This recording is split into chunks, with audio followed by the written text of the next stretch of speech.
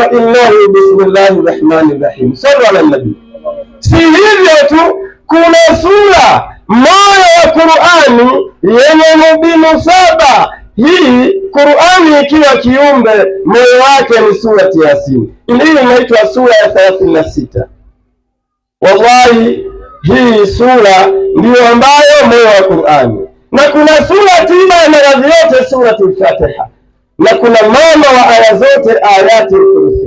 Na kuna sura haina herufi mimu, inaitwa surati al-Kauthar. Kwa nini nimesema hivi, wazazi wangu wa Kiislamu?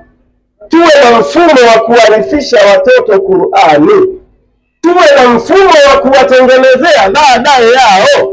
Ina maana ziwekwe tamaduni. Mtoto anamwambia sura ya kwanza inaitwa suratul Fatiha, sura ya pili ndiyo suratul Bakara. Sawa. Unaposema sura ya tatu inaitwa Ala Imran, wapenzi wa Mtume Muhammad. Si hivyo tu, ukisema nataka nisomee sura ya 4, ameshajua inaitwa suratul Nisaa, ndani yake mna khutbati nikah. Tumsalie Mtume Muhammad. Na unaposema sura ya 5 suratul Maida, sura ya 6 inaitwa Al-An'am, na sura ya 7 surat Araf.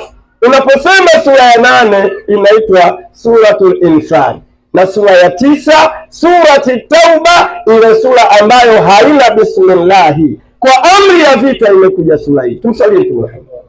Sura ya 10 inaitwa surati. Na kuuliza swali hili, mmeridhia maisha ya duniani kuliko ya akhera?